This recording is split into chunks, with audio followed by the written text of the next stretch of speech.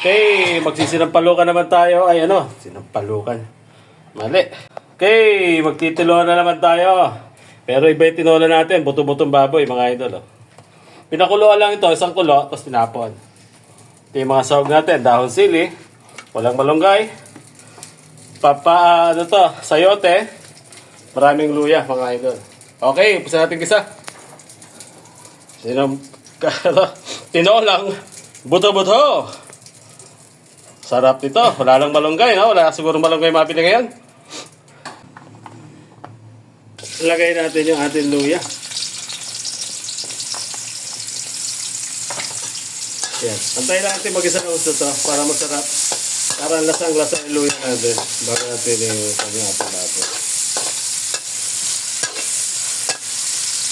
Okay, pag medyo ano na siya, tsaka natin siya sabayan ng sibuyas.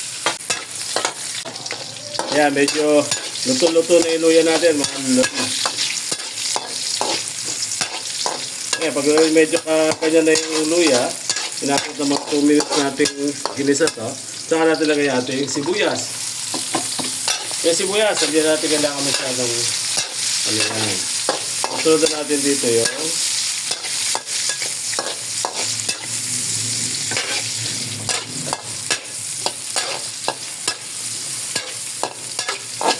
yan, sunod na natin yung baboy natin, no?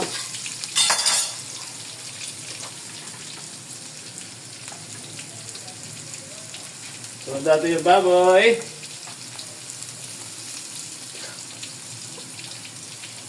So, wala. Pwede natin lagay yung baboy natin. Ito, buto-buto. Buto-butong baboy. Pinakulo ko lang yung isang kulo. Tinapon ko na yung pakulo. Para wag lang, sumama yung mantika. Mga dori. Kasi pag hindi nakuluan, nangyayari, pati yung mantika, yung unang kulo nito, hindi naman kulong-kulo, lumutang na yung mantika niya, saka sa ating tapon.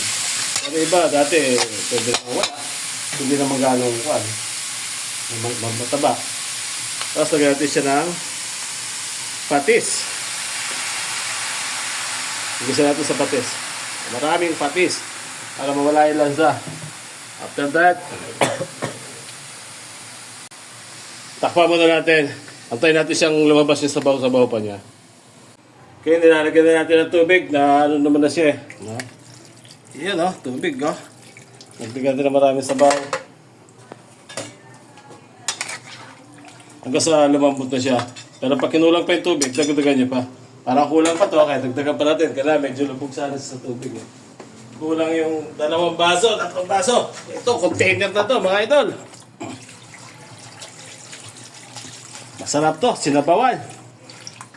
Sakto sa kaldaw. Ayan. Para matuyo mo siya ng konti, malambot na yung balaboy natin. Ayan Tapos, habang nagpapalambot tayo, lagay na rin natin yung ibang natin. Pahuli natin iba para magkalasa. Lagay na rin natin yung ating malupit na na baboy para malasa siya. Lagay natin ng isa lang. Okay, go. Para paglambot ng baboy, malasa siya. Kasi wala naman itong taba-taba. Tapos halo-halo lang ulit. Antayin na lang natin ito lumambot bago natin lagay yung ating mga gulay. Meron ito may sabay natin yung gulay natin dito. Ngayon, madurog na. Hindi pa malambot yung baboy, di ba? Okay, takpan ulit natin. Yan Okay, malambot-lambot na yung baboy natin. Pwede na yung ilagay yung ating tawag dito. Malunggay. Hindi mo ka nga. Ayan. Tingnan mo kung saan maliwanag. Ayan, medyo lumambot na. Naabutin na kalating oras palambot natin,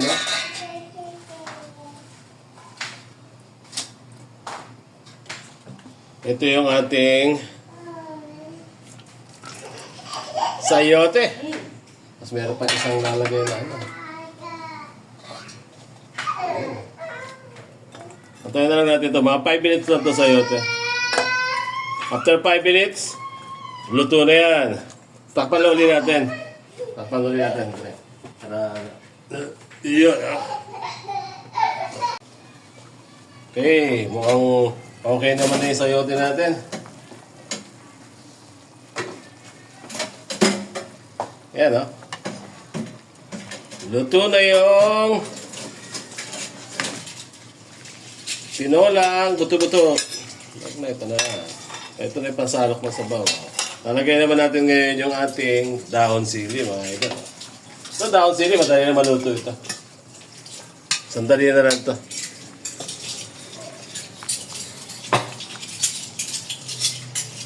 Kaya kahit 1 minuto lang yan eh.